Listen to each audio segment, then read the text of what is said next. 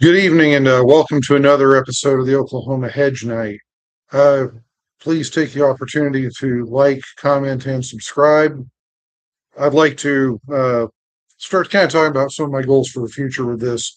When I first started this YouTube channel, it was mainly oriented strictly towards my interests in reenactment, historic European martial arts, armored combat, whether it be Harnish, Fechten, or Buhurt, and any kind of material culture or anything like that that was related.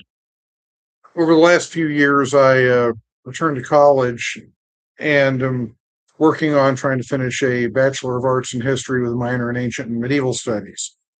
One of my goals is to maybe continue on to grad school and pursue at least a master's degree in something related to these topics.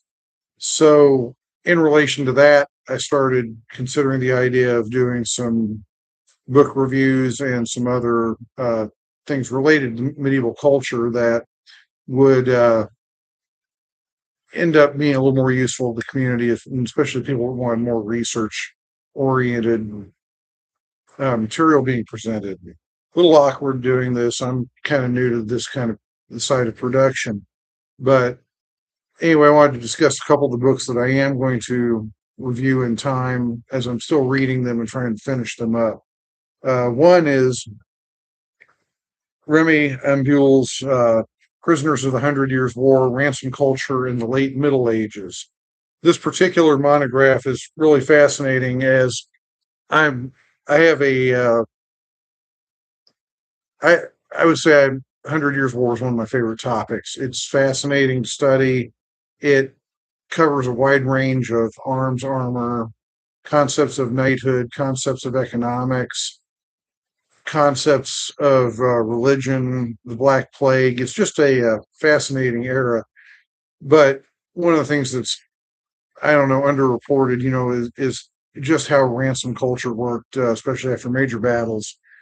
We know, like at Agincourt, that the French knights were massacred when there was a fear that they might rally and resume the battle.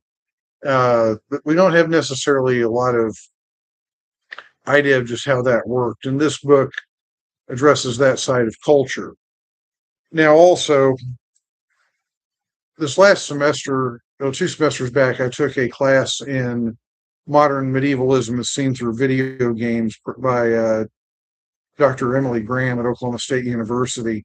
And this got me really interested in the concept of studying medievalism. Now, what I mean by this is not medieval history, but our perception of the Middle Ages and what we believe it was and how we express that, whether it be through film, art, reenactment culture, martial arts, fantasy, video games, any of these things.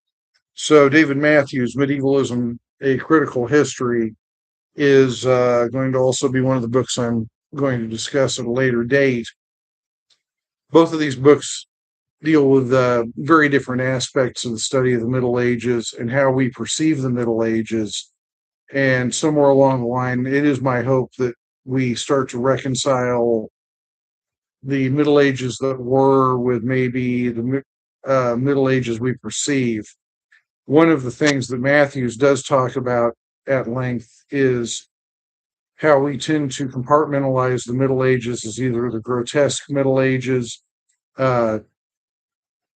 torture, plague, fanaticism, massacres, or whether we look at the idea of the Romantic Middle Ages as seen through maybe Mallory's Le Morte d'Arthur, the history of the kings of Britain, any of these things that were written historically that maybe had a more romantic worldview, more idealized, and how those have carried on in both our art, culture, and film to this day. And I also, you know, want to look at this because it has a lot to do with how we perceive what actually went on during the Middle Ages. And most of our views miss a lot of nuance. So going to hope to find books that maybe help shed some light on just how complicated the world actually was and how maybe it didn't necessarily confine itself to views that we hold as popular today. I also want to take a moment to uh, give a shout out to Jahan DePelham, one of my friends from the reenactment community, for these 14th century mafia t-shirts. The 14th century mafia community on Facebook is a wonderful place for people interested in the art, culture, arms and armor of the 14th century. And these shirts are a really nice way for those of us obsessed with the one true century to maybe let the world know what we think. Anyway, I look forward to putting these reviews out and hearing what everybody has to say. Thank you all very much, and I hope you all have a wonderful evening.